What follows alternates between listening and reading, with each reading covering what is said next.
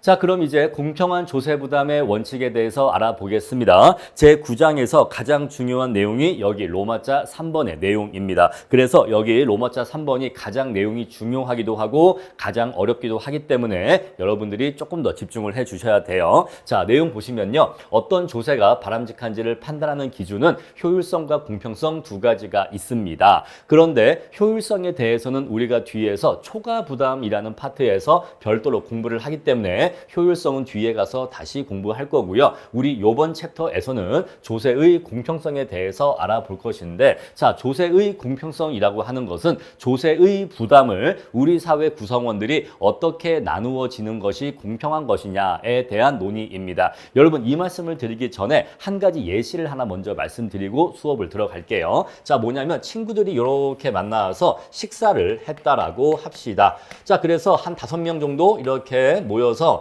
중국집에 가서 이렇게 식사를 했다라고 해볼게요. 자, 그랬을 때 이제 밥값을 내야 될 거 아니겠습니까? 자, 그랬을 때 자, 우리 이 밥값 어떻게 낼까라고 했었을 때 자, 밥을 많이 먹은 사람도 있고 밥을 적게 먹은 사람도 있잖아요. 그래서 밥을 많이 먹은 사람이 식사비를 많이 내게 하자. 바로 그게 편익 원칙이에요.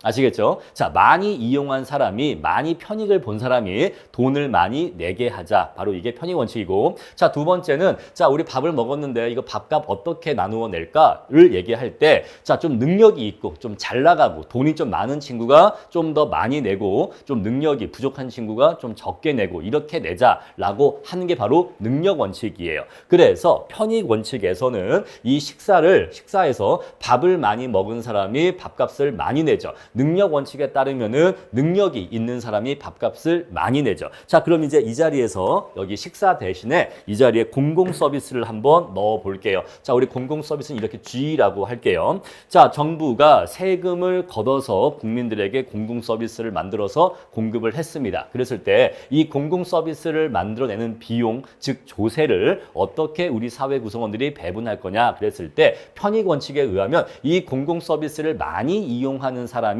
세금을 많이 내게 하자. 바로 이게 편익 원칙에 의한 조세 부담의 배분이에요. 아니면 두 번째, 자, 우리 사회에는 부자도 있고 가난한 사람도 있는데 부자가 가난한 사람보다 능력에 맞게 더 조세를 많이 내게 하자. 바로 그게 능력 원칙입니다. 그래서 각각에 따라서 조세 부담을 어떻게 배분하게 되는 것인지 거기에 대해서 공부를 하게 될 거예요. 자, 먼저 편익 원칙입니다. 다른 말로 이익 원칙이라도 하고 응익설이라고 하는데 익설에서 응은요, 대응하다요. 대응하다. 이익은요, 이익의 크기에 대응해서, 이익의 크기에 비례해서 조세 부담을 내게 하자라는 뜻으로 이해하시면 됩니다. 자, 뒤에 보시면 능력 원칙은 응능설이라고 하죠. 능은 능력이야. 그래서 능력에 따라서, 능력에 비례해서 조세 부담을 지게 하자. 바로 이게 응능설입니다. 자, 용어가 조금 낯선데 응익설, 응능설 이란 용어도 여러분들이 아실 필요가 있어요. 자, 먼저 편익 원칙에 따라서 조세 부담을 어떻게 배분하게 되는 것인지 내용 보게 되겠습니다. 자, 각각의 납세자가 공공 서비스로부터 받은 편익에 비례하도록 조세 부담을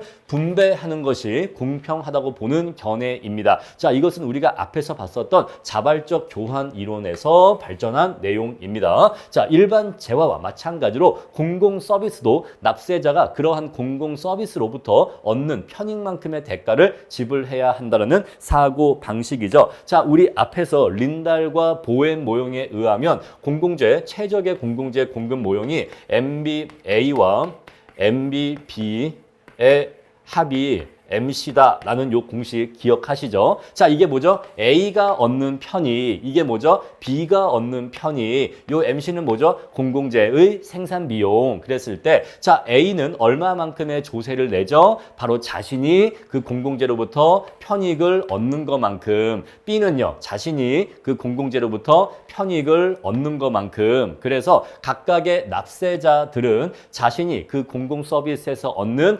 편익의 크기만큼 조세를 납부해서 이러한 조세를 다 더해서 그 공공재의 생산 비용인 조세를 충당하는 방식이죠. 그래서 지금 여기에 편익 원칙은 앞에서 공부했던 자발적 교환 이론과 일맥상통한다는 것을 아실 수가 있어요. 그래서 납세자들은 각각 자신이 그러한 공공 서비스로부터 얻은 편익의 크기만큼 조세를 납부하면 된다라는 그러한 관점입니다. 자, 이렇게 조세를 부담하는 게 공평하다라고 보는 거고요. 자, 그러면 이렇게 편익 원칙에 따라서 조세 부담을 지게 하면 그 누진성 여부는 어떻게 판단할 수 있느냐라는 것인데, 자, 이렇게 편익 원칙에 따라서 조세를 부담하는 경우에는 어떤 조세가 누진성을 갖고 있는지 아닌지에 대한 판단은 공공 서비스에 대한 수요의 소득 탄력성의 크기에 따라서 판단합니다. 자, 우리 여기서 공공 서비스에 대한 수요의 소득 탄력성이라는 용어의 개념을 아실 필요가 있는데, 자, 우리 여기 소득 탄력성이니까 소득이 1% 증가할 때 이렇게 쓸 수 있겠죠.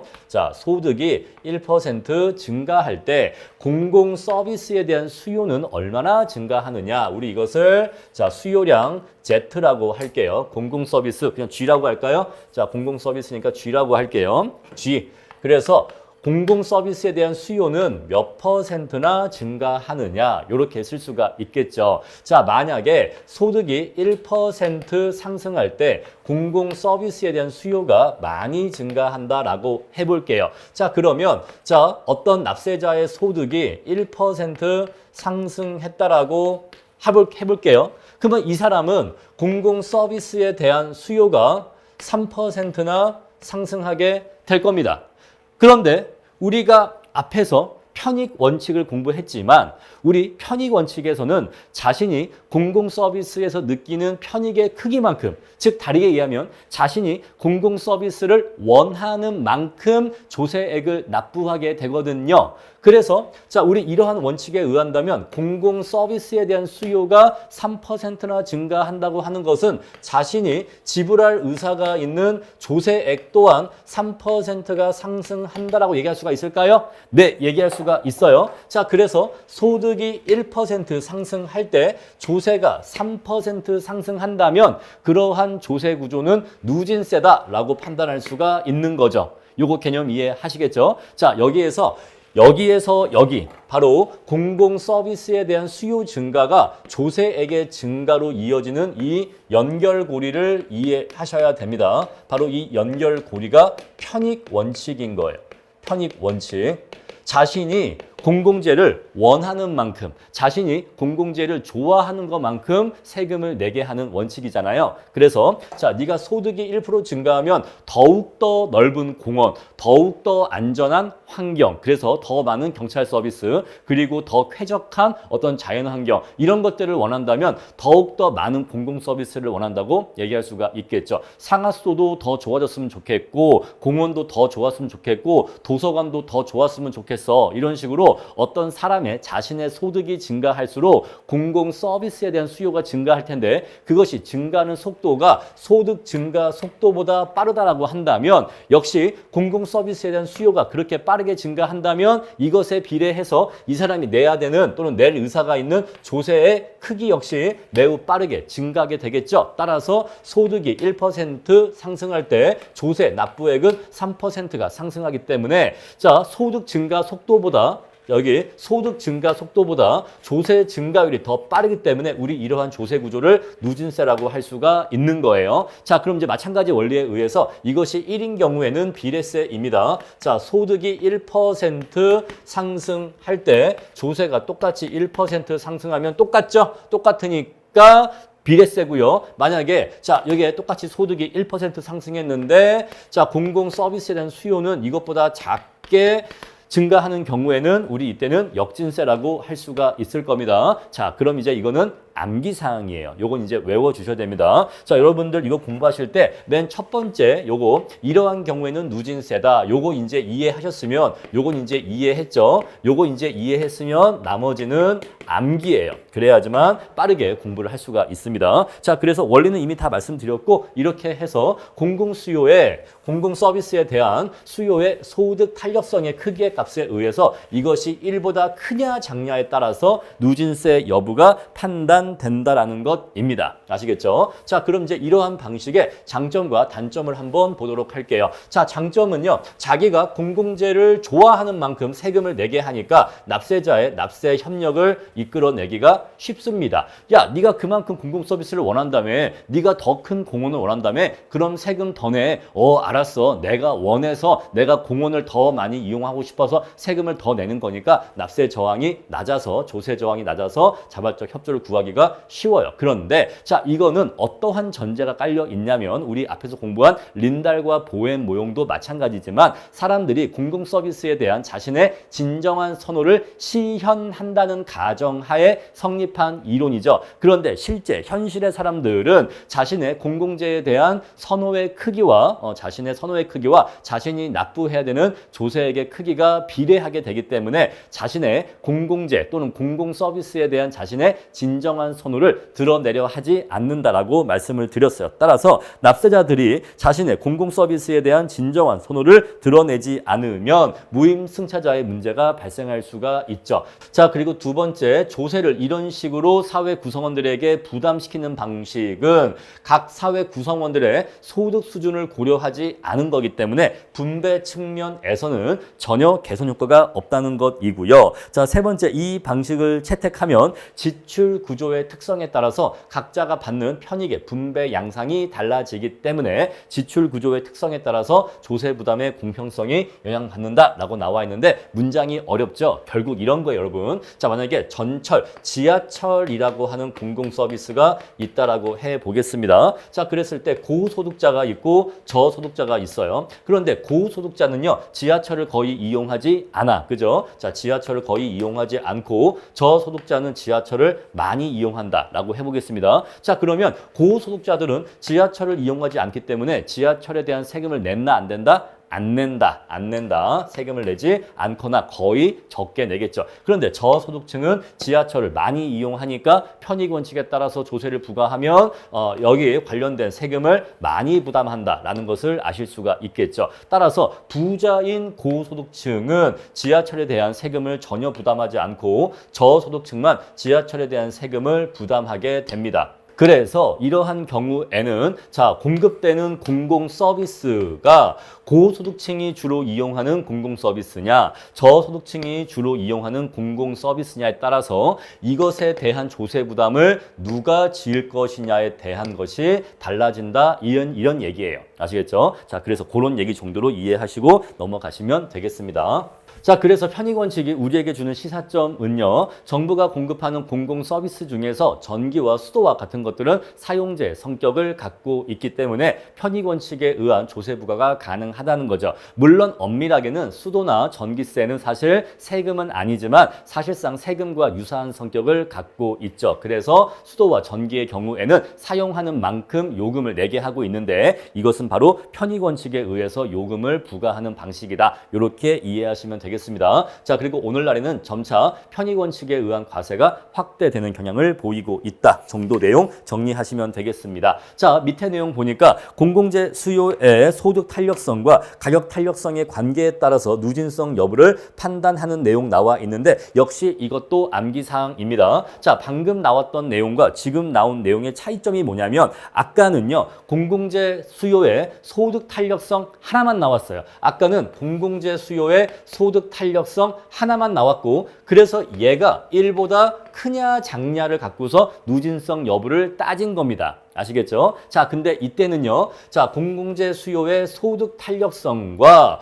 공공재 수요의 가격 탄력성 요 두 가지를 비교해서 이 둘 중에 뭐가 더 크냐 작냐를 갖고서 누진성 여부를 판단하는 방법이에요. 자, 그래서 옆에 보시면 산식이 나와 있는데 산식이 너무 복잡하죠? 자, 어떤 내용인지 빠르게 한번 간단하게 설명드리고 그런 다음에는 아, 그런 거구나라고 넘어가신 다음에 이제 결론을 암기하시면 됩니다. 공식이기 때문에 공식은 암기하시면 돼요. 자, 처음에 이게 어떻게 나온 산식인지 그거는 간단하게 말씀을 드릴게요. 자, 우리가 공공재 수요의 가격 탄력성은요. 자, 공공재의 가격이 1% 변할 때 공공재에 대한 수요가 몇 %나 변하느냐 이렇게 표시할 수가 있고 공공재 수요의 소득 탄력성은요. 소득이 1% 변할 때 공공재에 대한 수요가 몇 %나 변하느냐 이렇게 표시할 수가 있죠. 각각 각각 이렇게 쓸 수가 있는데 자, 우리 요거하고 요거가 이렇게 약분이 됩니다. 약분이 되면서 얘가 이렇게 번분수 원리에 의해서 얘가 이렇게 분모로 가고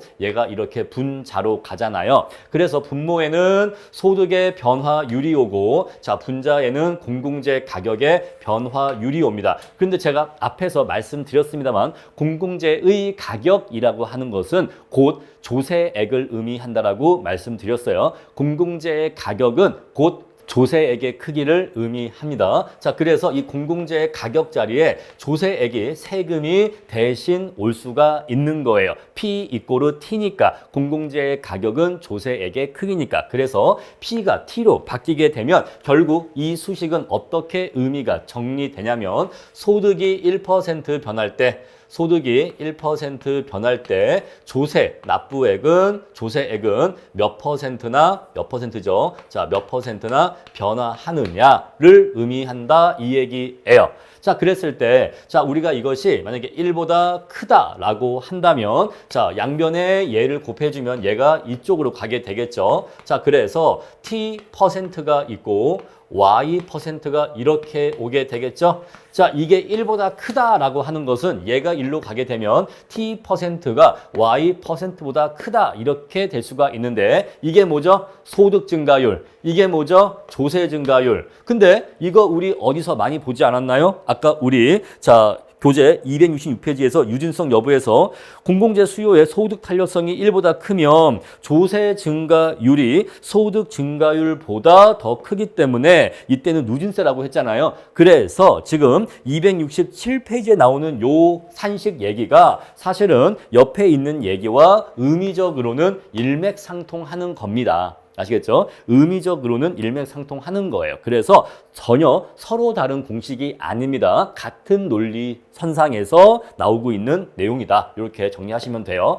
자, 그래서 이런 경우에는 얘가 더 크기 때문에 얘가 누진세가 되겠죠. 따라서 이 분수값이 1보다 큰 경우에는 누진세로 판단하시면 되는 겁니다. 자, 그럼 이제 원리 말씀드렸어요. 그래서 왼쪽에 있는 내용과 오른쪽의 내용이 공식은 서로 달라 보이지만 사실 그 논리는 일맥상통한다. 사실상 같은 논리를 담고 있고 그래서 앞에 왼쪽에서는 공공재 수요의 소득 탄력성이 1보다 크면 누진세였는데 이번에는 이 분수식이 1보다 크면 그게 누진세로 판단을 한다. 그 이유는 이러한데 사실 우리가 시험장에서 이러고 있을 수가 없으니까 그냥 결국 결론만 암기하시면 돼요. 어쨌거나 1보다 크면 누진세야. 아시겠죠? 자, 그럼 이제 이어서 능력 원칙에 대해서 알아보도록 하겠습니다. 자, 능력 원칙은요, 각 납세자의 지불 능력에 따라서 조세를 부담시키는 것이 공평하다라고 보는 관점인데요. 자, 여기서 말하는 공평성은 두 가지 개념의 공평성이 있습니다. 첫 번째가 바로 수평적 공평성이고 두 번째가 바로 수직적 공평성이에요.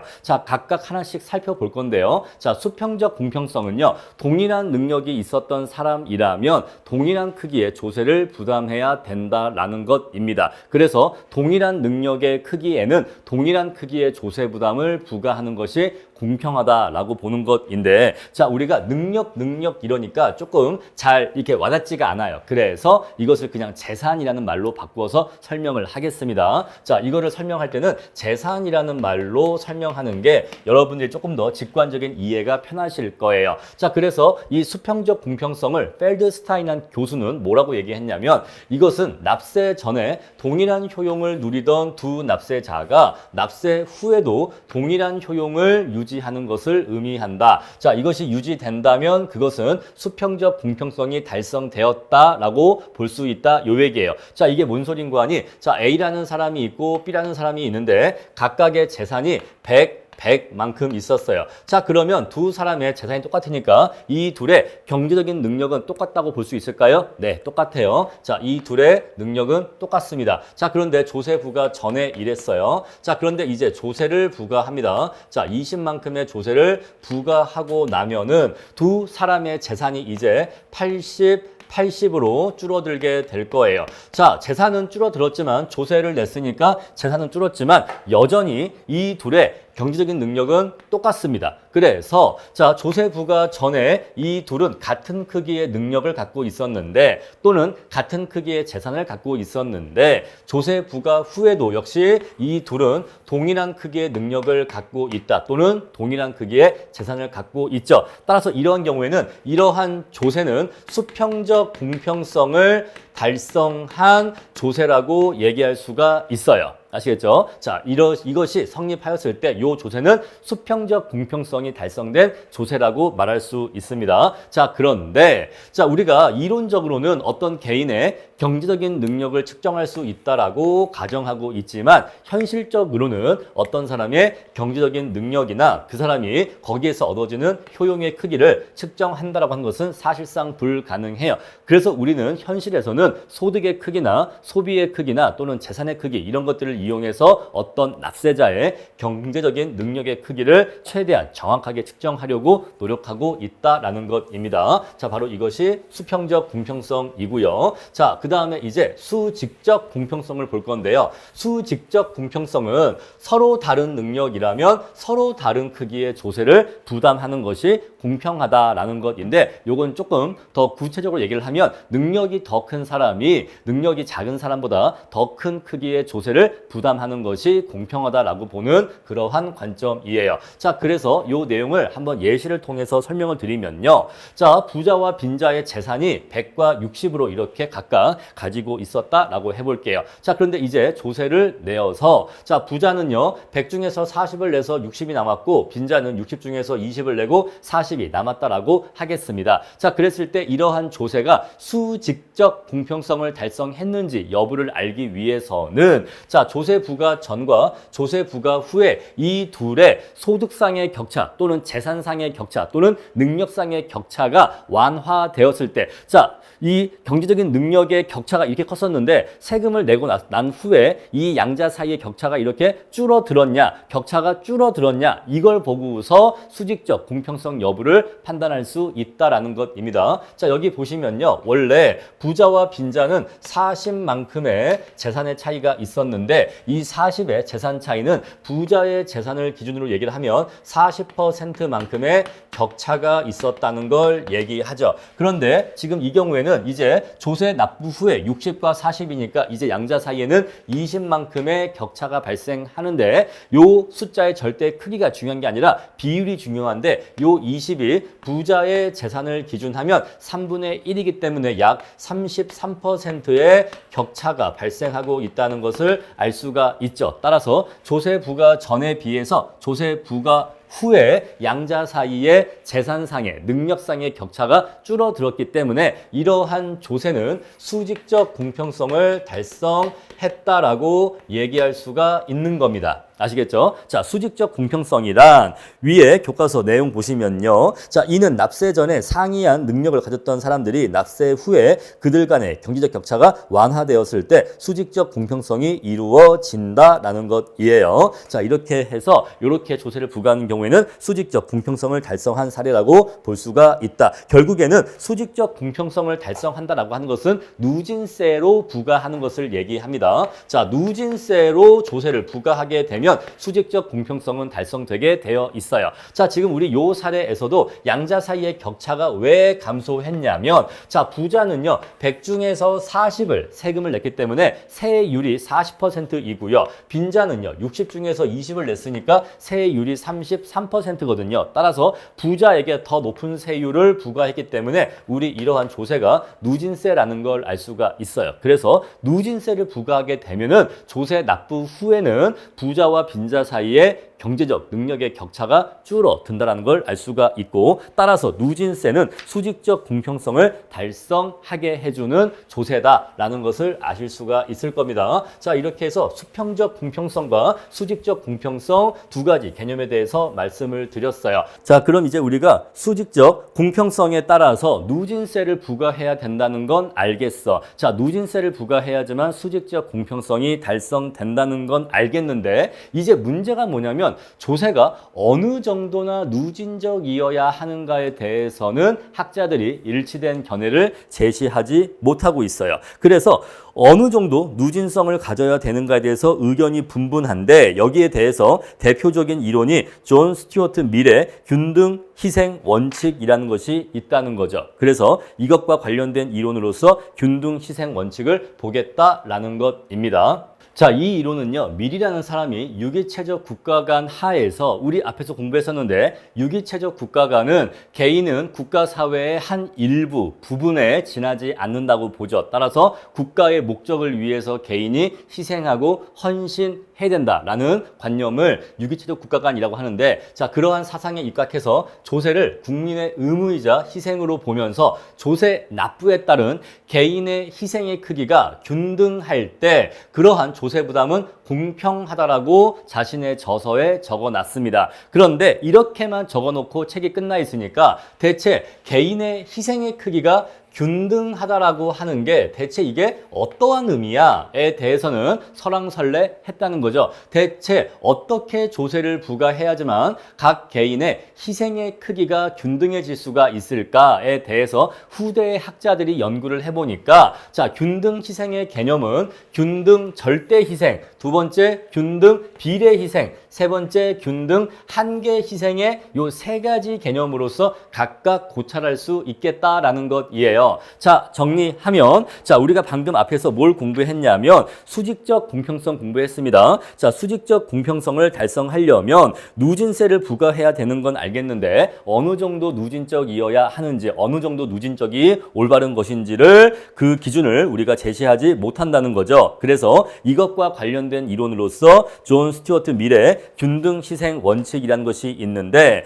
자, 이 사람은 조세 납부에 따른 개인의 희생의 크기가 균등하도록 조세를 부담시키는 게 공평하다라고 했는데 이 말에 구체적인 의미에 대해서 후대 학자들이 요 세 가지 개념으로서 분석을 해봤다라는 것이에요. 자, 우리는 그래서 하나하나씩 분석을 해보면서 각각의 균등 희생 개념에서 대체 조세를 어떻게 납부해야 누진세가 되는 건지 그 조건을 고찰해 볼 겁니다. 자, 그랬을 때 이 세 가지 개념에 의해서 분석을 할 때 공통된 전제가 있는데 첫 번째가 바로 각 개인이 느끼는 효용의 크기는 기수적, 즉 절대값으로 측정할 수가 있고 두 번째, 모든 개인의 효용 함수는 동일하고요. 자, 이 말은 모든 개인이 동일한 선호 체계를 갖고 있다 이 얘기고 모든 개인의 소득의 한계 효용은 체감한다 이 얘기인데 자, 우리 요런 얘기예요. 자, 이렇게 썼을 때 소득이 증가하겠죠. 자, 소득이 요렇게 증가하고 소득의 한계 효용이 요렇게 있었을 때 자, A라는 사람의 한계 효용 곡선이 요렇게 그려진다. 그 말은 B라는 사람의 한계 효용 곡선도 똑같이 그려진다 이 얘기이고 자, 이런 식으로 무수히 많은 이 사회 구성원들의 모든 한계 효용 곡선이 전부 다 똑같은 모습을 갖고 있다 이 얘기예요. 아시겠죠? 전부 다 동일하다라고 했잖아요. 자, 두 번째, 그리고 이것은 체감한다라고 했기 때문에 한계 효용 곡선이 우하향한다라고 보고 있는 거죠. 그래서 요 내용과 요 내용 두 개를 합치면 모든 사회 구성원들의 한계 효용 곡선이 동일한 모습으로 이렇게 그려진다라고 이해하시면 되겠습니다. 자, 그럼 이제 이러한 전제하에 첫 번째 케이스를 보도록 할게요. 바로 첫 번째, 균등 절대 희생입니다. 자, 그래프를 보시면요. 왼쪽에 저소득자의 한계 효용 곡선이 그려져 있고 오른쪽에는 고소득자의 한계 효용 곡선이 그려져 있는데 방금 우리 앞에서 어떠한 내용을 전제했냐면 모든 개인의 효용 함수가 동일하다라고 했기 때문에 모든 개인의 한계 효용 곡선은 동일한 모습이라고 했죠. 그래서 여러분들이 오해하시면 안 되는 게 저소득자의 한계 효용 곡선과 고소득자의 한계 효용 곡선이 다른 모습인 게 아니에요. 제가 이거 그릴 때 왼쪽 그래프를 그린 다음에 컨트롤 C, 컨트롤 V에서 똑같은 그래프를 오른쪽에 옮겨 붙였기 때문에 왼쪽과 오른쪽의 이 한계 효용 곡선은 완벽하게 동일한 모습입니다. 그럼 대체 저소득자와 고소득자는 대체 어떠한 차이점이 있는 거냐가 의아하실 텐데 자, 이거는요. 이 그래프 선상에서 어느 점에 해당하는 소득을 얻고 있고 그래서 어느 수준에 해당하는 한계 효용을 얻고 있느냐 그 점 점이 다를 뿐이에요. 자, 보시면요. 저소득자는요. 현재 소득이 B의 소득을 얻고 있다라고 합니다. 자, 그런데 고소득자는요. B가 한 이 정도 된다라고 친다면 고소득자는 이것보다 더 많은 한 이 정도의 소득을 얻고 있다라고 한다면 동일한 한계 효용 곡선상에서도 이 사람은 소득이 낮고 이 사람은 소득이 높구나라는 걸 아실 수가 있겠죠. 그런데 소득의 한계 효용이 체감하다 보니까 이 사람은 소득이 아직은 낮은 수준이라서 한계 효용이 아직 그렇게 많이 체감하지 않은 상태라는 걸 알 수가 있는데, 자, 부자의 경우에는 소득이 굉장히 높기 때문에 한계 효용이 이미 굉장히 많이 체감한 상태라는 걸 아실 수가 있을 거예요. 아시겠죠? 자, 이렇게 해서 곡선 자체는 똑같이 생겼는데 저소득자는 소득이 낮은 점의 소득을 얻고 있고 부자는 높은 수준의 소득을 얻고 있구나. 곡선상의 점의 위치가 다른 거구나 라고 하는 것을 분명하게 이해하셔야 됩니다. 자, 그러면요. 먼저 저소득자가 현재 소득이 B라고 할게요. 근데 이 사람이 세금을 얼마나 냈냐면 B에서 C만큼에 해당하는 세금을 냈다라고 할게요. 자, 이만큼의 세금을 내고 나면, 자, 그럼 이제 이 사람의 소득은 이제 B가 아니라 C로 감소하게 됩니다. 자, 만약에 우리가 요거의 길이를 100이라고 하고, 만약에 요거의 길이를 한 40이라고 해볼게요. 그러면 이제 이 사람은 원래 100의 소득이 있었는데 40만큼의 세금을 내고 나면 이제 소득이 60으로 준다 이 얘기죠. 자, 그럼 이제 이 사람이 요만큼의 세금을 납부하면서 그것으로 인해서 이 사람의 총 효용은 얼마나 감소했을까요? 여러분, 총 효용의 크기는 한계 효용 곡선의 하방 면적으로서 총 효용의 크기를 구할 수가 있죠. 자, 즉 소득의 이만큼을 조세로 납부함으로 인해서 이 사람의 효용이 얼마나 감소했는지를 알고 싶으면 이 구간에 해당하는 하방 면적을 구하면 되죠. 바로 이 노란색 음영의 면적이 이 사람이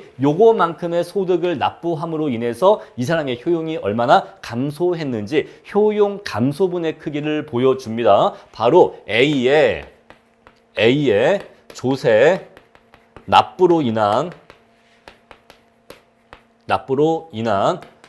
효용 감소분의 크기를 보여준다라는 거죠. 자, 그럼 이제 부자를 볼게요. 자, 현재 부자는요. 부자의 현재 소득은 여기 점 B 대시점에서 소득을 얻고 있고 이 사람은 이미 소득이 굉장히 많기 때문에 이미 소득의 한계 효용이 굉장히 많이 체감한 상태라고 할게요. 자, 그랬을 때 균등 절대 희생은요, 어떠한 개념이냐면 지금 A라고 하는 사람이 조세를 납부해서 그것으로 인해서 요 노란색 음영 면적만큼의 효용이 감소했잖아요. 그래서 B도요, 이 효용 감소분과 동일한 크기의 효용 감소분이 발생해야 한다라고 보는 거예요. B도 A가 자신의 세금을 납부하면서 이 한계 효용 곡선 하방 면적, 이 노란색 음영 면적만큼의 효용이 감소했잖아요. A가 세금을 내면서 이만큼의 효용이 감소했다면 B도 세금을 내면서 저것과 동일한 크기만큼 효용이 감소해야지만 그래야지만 공평한 과세가 된다라고 보는 관점인 거예요. 효용 감소분의 절대적인 크기가 똑같아야 한다라고 보는 관점인 겁니다. 그래서 자, 이 사람이 여기서 시작을 해서 세금을 내나가다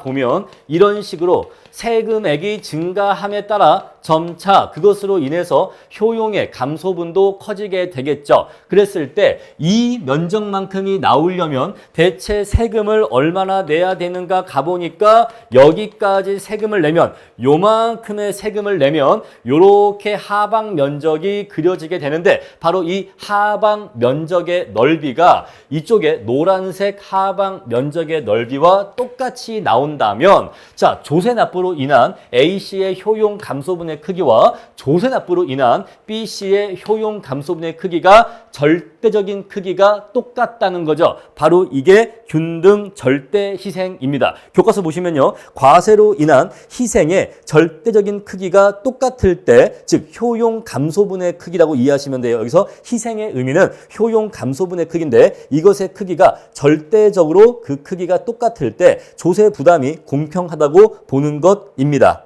자, 그래서 이러한 관점에 따라서 조세를 부과하려면 자, 저소득자의 경우에는 한계 효용이 아직은 많이 체감하지 않은 상태이기 때문에 적은 금액에 상대적으로 적은 금액의 조세액만 납부해도 이만큼의 효용 감소가 발생하는데 부자의 경우에는 소득이 이미 매우 높은 상태이기 때문에 한계 효용이 이미 많이 체감한 상태예요. 따라서 자, 이것의 하방 면적으로서 저 노란색 면적만큼의 효용 감소분이 발생하려면 당연히 더욱더 큰 금액의 조세를 납부해야지만 저것과 동일한 면적이 나올 수가 있는 거죠. 자, 그래서 부자가 납부하는 조세액은 빈자가 납부하는 조세액보다 당연히 더 클 수밖에 없습니다. 그런데 이것만 가지고 이건 바로 누진세구나 라고 판단할 수는 없어요. 자, 부자가 가난한 사람보다 더 세금을 많이 낸다라고 해서 누진세구나 이렇게 판단할 수 없다라고 했습니다. 자, 왜 그런지 말씀을 드릴게요. 자, 어떤 사람의 소득이 100인 사람이 있고 자, 이게 A가 있고 B가 있다라고 할게요. 자, A는 소득이 100이고 B는 소득이 200이라고 하겠습니다.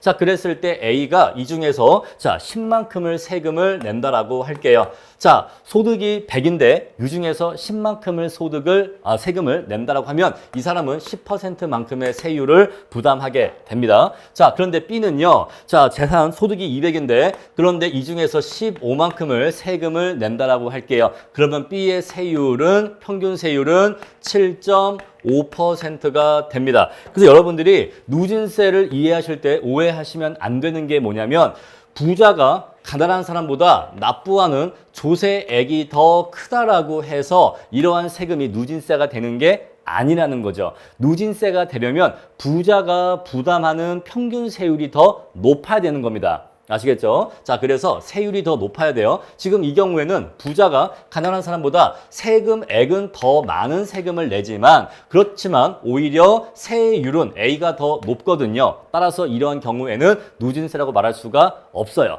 따라서 여기에서 부자가 가난한 사람보다 더 큰 크기의 세금을 낸다라고 해서 바로 이것을 누진세라고 판단하면 안 되는 겁니다. 자, 그러면 어떠한 조건이 충족될 때 우리 이러한 세금을 누진세라고 판단할 수가 있을까요? 자, 일단 요 얘기를 하기 전에 다시 원래대로 돌아가서 이 이야기의 원점으로 한번 돌아가 봅시다. 자, 지금 우리가 부자의 경우에는 현재 소득이 높기 때문에 한계 효용이 많이 체감한 상태라는 걸 알 수가 있어요. 그래서 한계 효용이 많이 체감한 상태이기 때문에 여기에서 시작을 해서 조세 납부를 시작한다고 해도 한계 효용 곡선이 워낙 아래로 낮게 내려와 있는 상태이기 때문에 그 밑에 하방 면적을 구해봤자 그 면적의 크기가 많이 구해져요?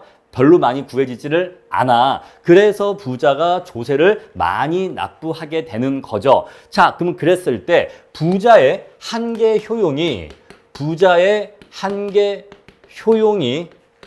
많이 체감해 있을수록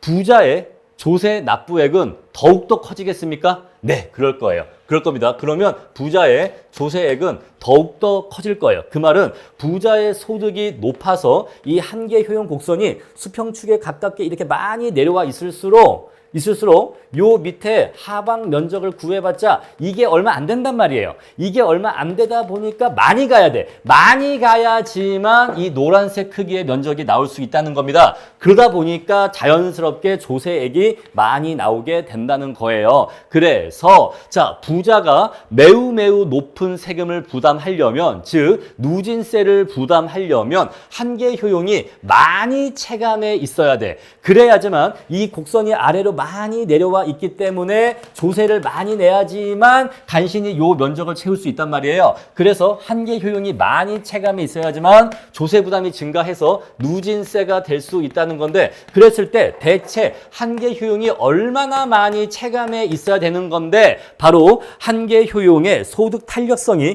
1보다 크다면 한계 효용의 소득 탄력성이 1보다 크다면 요렇다라면 이러한 경우에는 누진세가 된다는 겁니다. 한계 효용 곡선이 이 정도까지 많이 체감해 있는 상태라면 이러한 경우에는 누진세가 된다라는 것이에요. 자, 한계 효용의 소득 탄력성이 뭐냐라고 하면요. 자, 소득이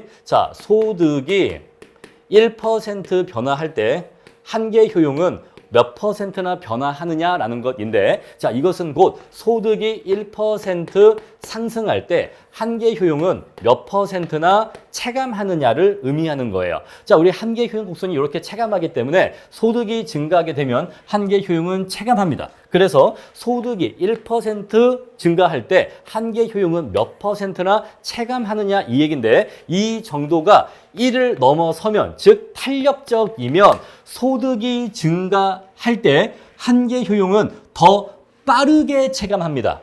그죠? 요게 1보다 크다라고 하는 것은 소득이 1% 증가할 때 한계 효용은 1%보다 더 빠르게 체감한다는 거예요. 바로 그것이 한계 효용 곡선이 많이 아래로 내려온다라는 의미로 이해하시면 돼. 아시겠죠? 자, 그럼 이제 정리하겠습니다. 자, 지금 이 논의의 시작은 부자는 현재 소득 수준이 높아서 한계 효용이 많이 체감한 상태이다. 수평축에 매우 가깝게 많이 내려와 있는 상태이다. 여기에서 논의를 시작하셔야 돼요. 그래서 얘가 많이 내려와 있으면 있을수록 세금을 더욱더 많이 내야 되기 때문에 누진성이 올라가게 되는데, 그럼 대체 얘가 어느 정도나 아래로 내려와 있어야 되느냐에서 한계 효용의 소득 탄력성이 1보다 크다면 소득이 1% 증가할 때 한계 효용은 그것보다 더 빠르게 체감하기 때문에 그 정도로 체감한다면 그러한 상태에서 세금을 부과하면 누진세가 된다는 거죠.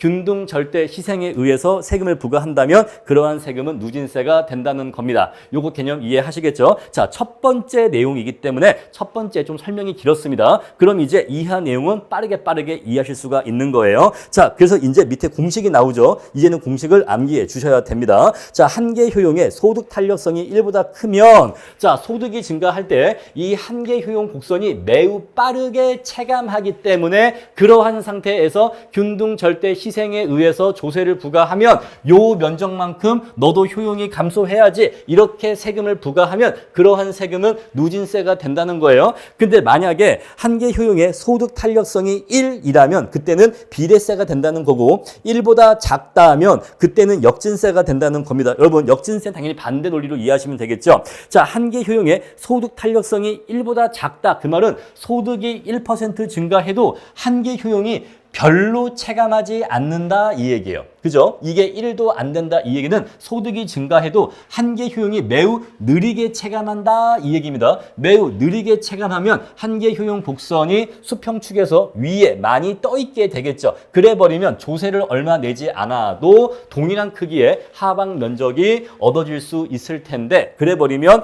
역진세가 돼 버린다는 거예요. 그렇게 직관적으로 이해하시면 됩니다. 자, 맨 처음에 누진세가 어떻게 되는지 이해하신 다음에 그 원리를 바탕으로 해서 나머지 경우는 공식이니까 암기도 해 주시고 직관적으로 이해해 주시면 되는 겁니다. 지금 이거를 이해하는 가장 중요한 포인트는 소득이 증가할 때 한계 효용 곡선이 얼마나 빠르게 체감하느냐, 얼마나 빠르게 아래로 내려오느냐인데, 자, 얘가 빠르게 아래로 내려올수록 조세액이 증가하게 돼서 누진성이 올라간다라는 것이에요. 그래서 1보다 크면 누진세고 1이면 비례세고 1보다 작으면 역진세인데, 자, 마지막에 한계 효용의 소득 탄력성이 0이면 인두세라고 하죠. 자, 이거는요, 뒤에 가서 별도로 말씀을 드릴게요. 자, 우리 이 경우는 교과서 270페이지에 나와 있습니다. 한계 효용의 소득 탄력성이 0인 경우는요, 한계 효용 곡선이 이렇게 수평선인 경우를 얘기하는 거예요. 이렇게 수평선인 경우를 얘기하는 건데, 얘가 수평선인 경우는 뒤에 가서 별도로 말씀드리겠습니다.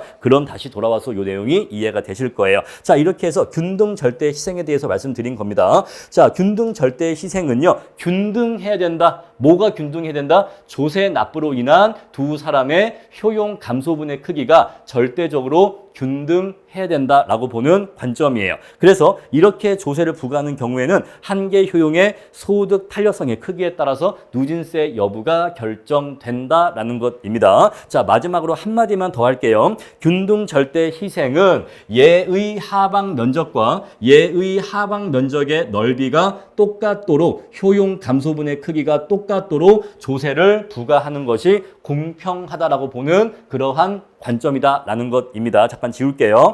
자, 그럼 이제 두 번째로 균등 비례 희생을 알아보겠습니다. 자, 균등 비례 희생은요, 미리 말씀드릴게요. 이제는 우리가 균등 절대 희생 했기 때문에 이러한 개념을 이제 금방금방 이해할 수가 있어요. 자, 균등 비례 희생은요, 원래 저소득자가 현재 소득을 이만큼 얻고 있잖아요. 그럼 이 사람이 B만큼의 소득을 얻고 있을 때 이 사람이 이러한 소득으로 인해서 얻고 있었던 전체 효용의 크기는 얼마입니까? 전체 효용의 크기는 여기 음영 면적이라고 얘기할 수가 있겠죠.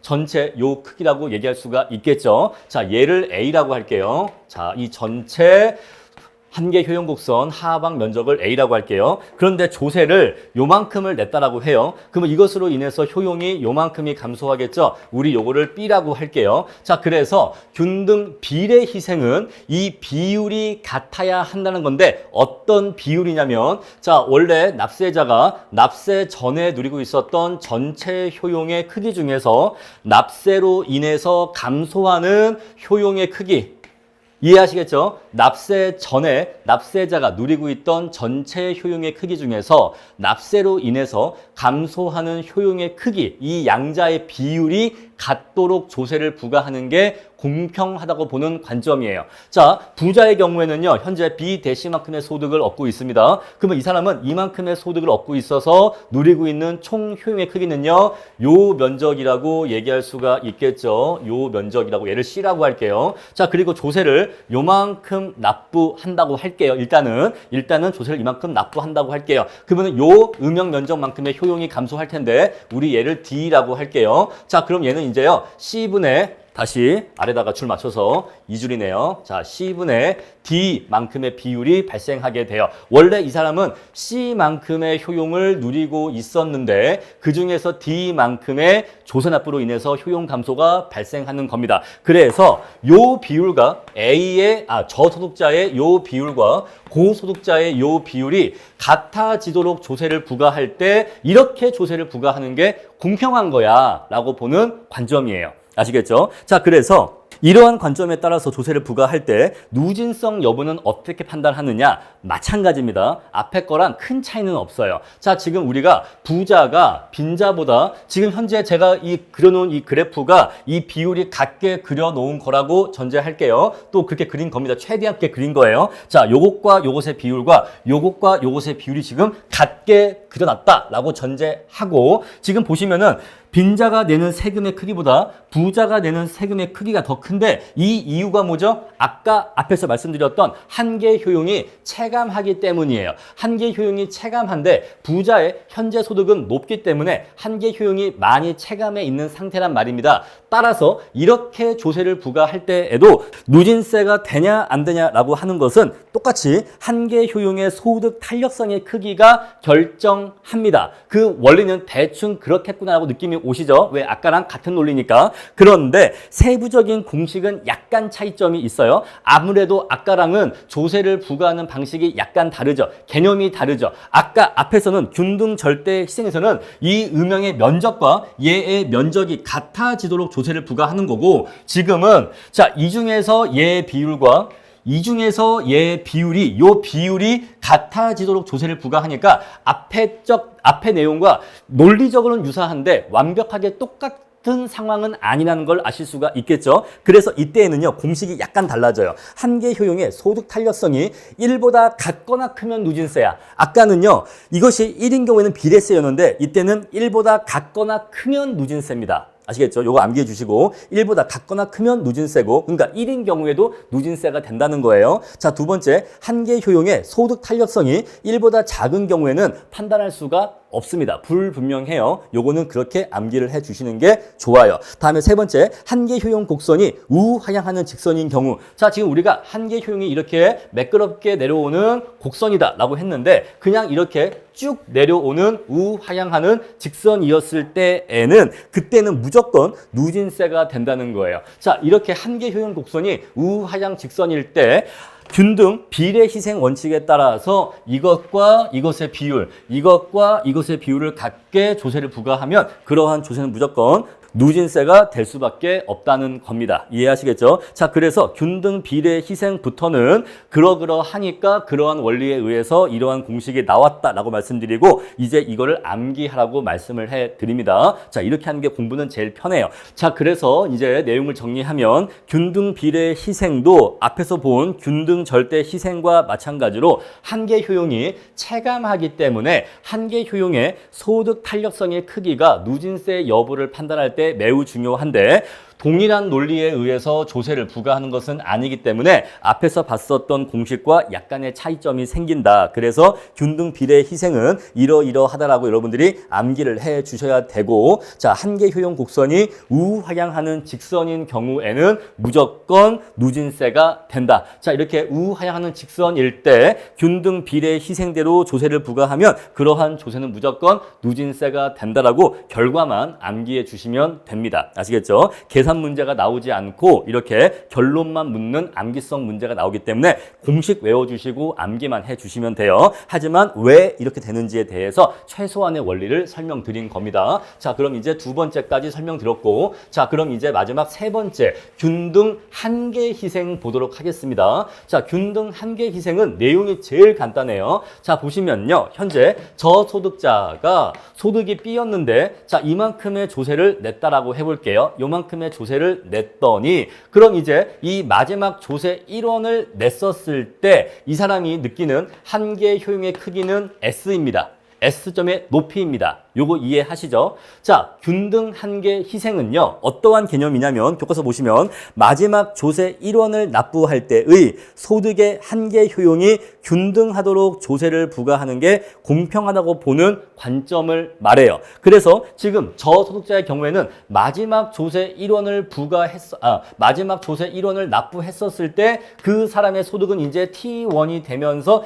그때 이 사람의 1원의 한계 효용의 크기는 S점의 높이가 되는 겁니다. S점의 높이가 되는 거예요. 자, 그런데 부자는요. 현재 소득이 B 대시죠. B 대시인데 이 사람도 세금을 내겠죠. 세금을 낼 때 이 사람도 마지막 세금 1원을 냈을 때의 소득 1원의 한계 효용의 높이가 저 S점의 높이와 같아야 된다는 거예요. 그래서 저 S점의 높이가 대체 같은 데가 어디냐 이렇게 해보니까 요 점이야. 그죠? 자, 얘도 마지막 소득 1원을 냈었을 때 그때 그 순간 이 사람의 소득 1원의 한계 효용의 높이가 저 S점의 높이와 같아야 한단 말입니다. S점의 높이와 같아야 돼. 그러니까 같은 높이가 되려면 요 점인데 요 점이 되려면 이 사람은요 마지막 소득 1원을 냈었을 때의 소득이 여기가 되어야 한다라는 거죠. 이해하시겠어요? 그래서 결국 부자의 경우에는 이만큼의 조세를 내야 한다라고 하는 것을 의미하는 거예요. 그런데 우리가 앞에서 어떤 내용을 전제했냐면 모든 개인의 효용함수가 동일하다라고 전제했거든요. 그래서 요 곡선과 요 곡선은 완벽하게 동일한 곡선이라고 했어요. 그러면 이 곡선상에 한 점이 있고 이 곡선상에 한 점이 있는데 이 두 점의 높이가 같다면 이 두 점의 X좌표도 같겠죠. X좌표도 같겠죠. 여기서의 T와 여기서의 T 대시가 있는데 이것들은 각각 무엇을 의미하죠? 조세 납부 후 소득의 크기를 얘기하죠. 얘는요 조세 납부 전 소득의 크기, 얘는요 조세 납부 후 소득의 크기, 얘는요 조세 납부 전 소득의 크기, 얘는요 조세 납부 후 소득의 크기. 그래서 같은 높이가 되도록 이만큼의 세금을 내고 나면 T하고 T 대시는 같다 다르다? 같다. 그래서 교과서 넘겨보시면 어떠한 일이 발생하냐면 이 원칙에 따르면 납세 후 모든 개인의 소득이 동일해지는 극단적인 누진 과세가 이루어진다는 겁니다. 이거는 극단적인 누진 과세예요. 극단적인 누진 과세. 이 원칙에 따라서 조세를 부과하게 되면 조세 납부 후에 모든 납세자의 소득은 다 똑같아집니다. 모두 다 이제 소득을 요만큼만 만약 얘가 60이라고 한다면 이제 자 60이라 한다면 조세 납부 후에는 모든 납세자의 납세 후 소득은 60으로 다 똑같아져요. 60 이상의 소득, 60을 넘는 소득은 전부 다 세금을 내야 됩니다. 60 이상이 뭐 500이든 1000이든 3만이든 5억이든 상관없어. 60을 넘는 건 무조건 다 세금을 내야 돼. 극단적인 누진과세예요. 그래서 넘겨보시면 이제 3번 극단적인 누진과세가 이루어진다라고 나와 있어요. 자, 그래서 이러한 결론이 도출되는 이유가 뭐냐? 바로 한계 효용 곡선이 체감하기 때문입니다.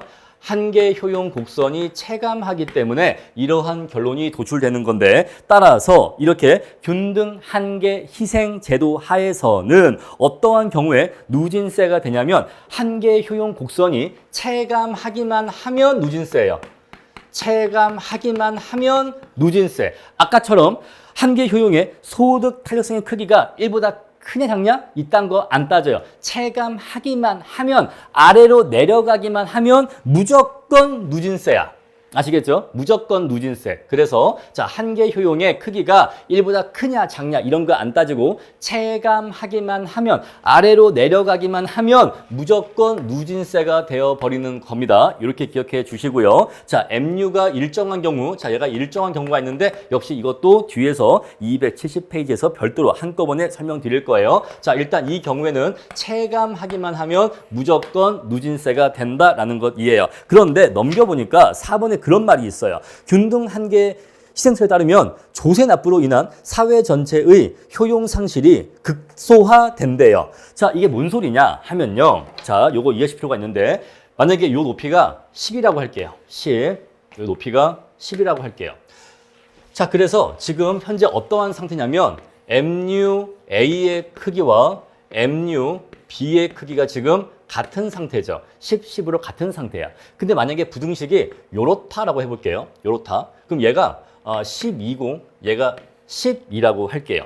자, 그랬을 때 어떤 일이 발생하냐면 자, 우리가 A한테 조세 1원을 더 부과하면 얘한테 조세 1원을 더 부과하면 개인 A의 효용은 얼마나 감소합니까? 12만큼 감소합니다. 현재 한계 효용의 높이가 12이기 때문에 얘는요. 세금을 이 상태에서 1원만 더 내면 효용이 12나 감소해요. 근데 얘한테 세금을 1원 더 징수하면요. 얘의 효용은 10만 감소합니다. 자, 그러면 둘 중에 누구한테 조세 1원을 더 징수하는 게 민간의 효용 감소를 최소화할 수가 있을까요? 당연히 B한테 부과할 때 같은 조세 수입을 얻으면서도 민간의 효용 감소 크기를 최소한으로 할 수가 있어요. 이해하시겠죠? 얘한테 얻으면 똑같은 1원인데 효용이 12가 감소해. 근데 얘한테 징수하면 똑같은 1원인데 10밖에 감소하지 않거든요. 그때 N은 B한테 징수해야 돼요.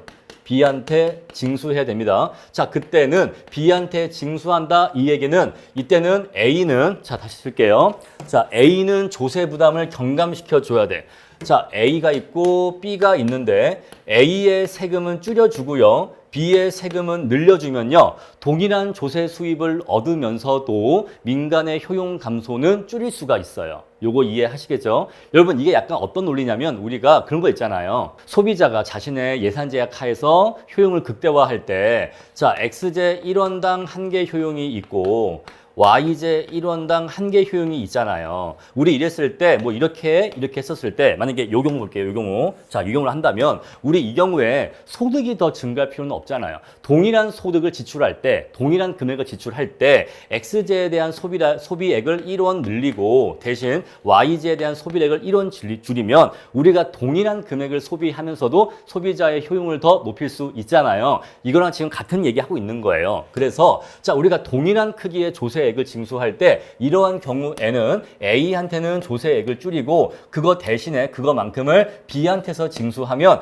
동일한 조세 수입을 얻으면서도 사회의 민간의 효용 감소의 크기는 최소한으로 줄일 수 있단 말입니다. 이해하시죠? 그 마찬가지로 부등식이 이렇게 되는 경우에는 반대가 되는 거예요. 자, 이때는 A한테는 조세 징수를 늘리고 B한테는 조세 징수를 낮춰야 돼요. 그래서 이 경우에는 이렇고 이 경우엔 이러니까 이렇게 되는 경우에는 더 이상 두 납세자 사이에 조세액의 조정을 통해서 민간의 효용 감소를 더 이상 줄일 수 없는 어떤 상태 된다? 최적의 상태가 된다. 그래서 이러한 경우에 최적의 상태가 되는 겁니다. 최적의 상태가 된다고 하는 것은 두 사람한테 조세를 징수할 때 같은 크기의 조세를 징수하면서도 이것으로 인한 민간의 효용 감소를 최소한으로 할 수가 있다는 거예요. 바로 그게 4번 문장의 의미입니다. 자, 이렇게 조세를 징수하면 사회 전체의 효용 상실이 극소화된다 이 얘기인데 이 말의 의미는 동일한 조세 수입을 얻을 때 민간의 효용 감소분의 크기를 최소한으로 할 수 있다. 민간에게 최소한의 효용 감소만 일으키면서도 동일한 크기의 조세 수입을 얻을 수 있게 된다. 가장 효율적이다. 이렇게 이해하시면 되겠습니다. 자, 이제 이렇게 해서 세 가지 원칙을 모두 다 살펴봤습니다.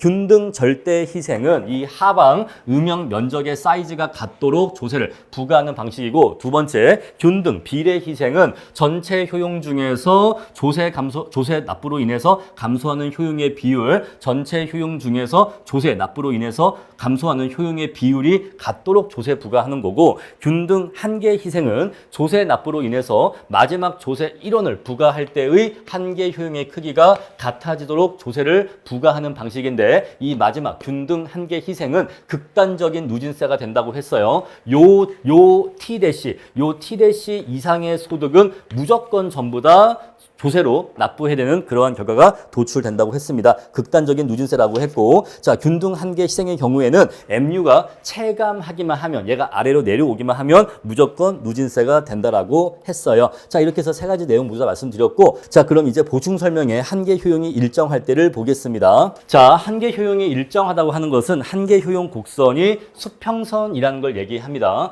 자, 한계 효용이 일정할 때, 이것은 수평선일 때를 의미하는데, 이것은 한계 효용의 소득 탄력성의 크기가 0일 때라고 이해하시면 되겠어요. 자, 이런 경우에는 한계 효용 곡선이 수평선으로 그려지게 됩니다. 자, 이랬을 때 현재 저소득자의 소득은 100이라고 하고 고소득자의 소득은 200이라고 할게요. 그랬을 때 저소득자가 30만큼의 조세를 납부하게 되면 이것으로 인한 효용 감소분의 크기는 음영 면적 A의 크기로 측정할 수가 있겠죠. 자, 그랬을 때 부자도요, 저 A 면적과 동일한 면적이 나오도록 세금을 납부해야 됩니다. 그런데 지금은 MU 곡선이 수평선이면서 똑같이 생겼기 때문에, 자, 저 A만큼의 면적이 나오게 하려면 부자도요, 똑같이 30만큼의 조세를 납부하게 되면은 저 A의 음영 면적과 똑같은 사이즈의 음영 면적이 나오게 되거든요. 그래서 자, 빈자는요, 100의 소득 중에서 30의 소득을 내야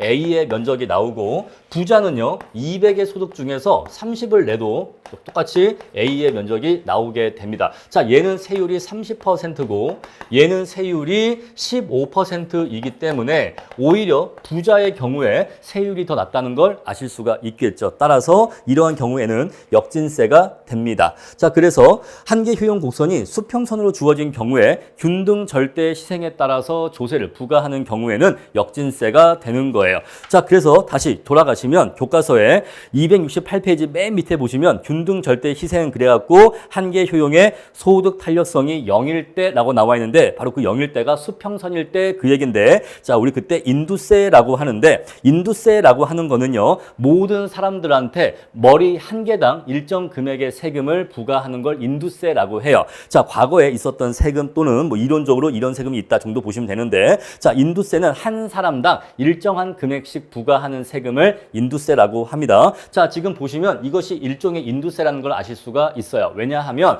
자, A한테도 30을 내라고 하고 B한테도 30을 내라고 하죠. A와 B가 부자인지 가난한지 그건 중요하지 않아. 어쨌거나 너도 머리가 한 개니까 30, 너도 머리가 한 개니까 30. 즉 제가 지금 머리라고 표현했지만 결국 한 사람당 30, 30씩 세금을 내라고 하거든요. 따라서 이러한 인두세는 뭐가 된다? 역진세가 된다 이 얘기예요. 따라서 한계 효용의 소득 탄력성이 0일 때 균등 절대 시생에 따라서 조세를 부과하는 경우에는 각 개인이 일정한 금액의 조세를 부담하게 돼서 이것은 일종의 인두세가 되는데 이것은 역진적인 성격을 갖게 된다. 이렇게 정리하시면 됩니다. 다음에 두 번째 균등 비례 희생 볼게요. 자, 균등 비례 희생은요. 지금 빈자의 경우에는 원래 소득이 100이었는데 30만큼의 세금을 내고 나니까 자, 전체 효용 중에서 이만큼의 효용을 상실하게 되죠. 자, 그런데 한계 효용 곡선이 수평선이기 때문에 얘는 지금 전체 100만큼의 전체 효용에서 30만큼의 효용을 조세로 납부했다는 걸 아실 수가 있어요. 이 비율이 30%가 되는 거죠.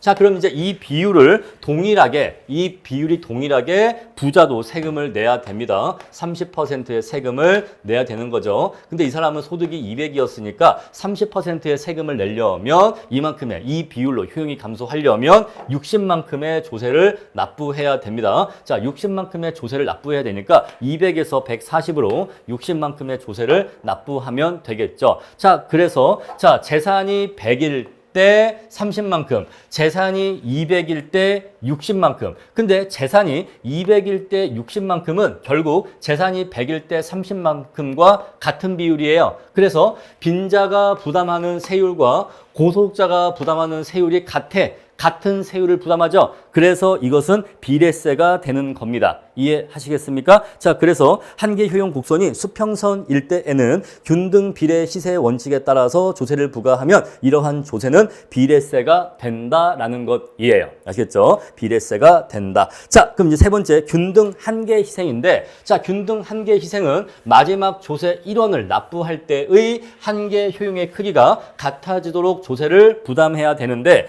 지금 이 경우에는 한계 효용 곡선이 둘 다 모두 수평선이면서 높이가 똑같아. 수평선이면서 높이가 똑같기 때문에 자, 빈자가 세금을 얼마를 내든지 간에 한계 효용의 크기가 무조건 요 높이야. 그럼 마찬가지입니다. 부자도요. 세금을 이걸 내든 이만큼을 내든 무조건 한계 효용의 크기는 똑같아요. 그래서 균등 한계 희생의 경우에는 한계 효용 곡선이 수평선인 경우에는 세금을 어떻게 부과하든지 관계없이 항상 균등 한계 희생을 만족합니다. 자, 이제 이렇게 해서 세 가지 원칙을 다 살펴봤고 네 번째 추가적으로 한계 효용 곡선이 수평선일 때도 살펴봤습니다. 자, 이러한 이론의 한계점은요. 자, 소득의 한계 효용을 기수적으로 절대값으로 측정한다고 가정하고 있는데 이것은 비현실적인 가정이다. 그리고 모든 사람의 효용 함수가 똑같이 생겼다라고 하는 것도 비현실적인 가정이다. 라는 비판이 제기됩니다.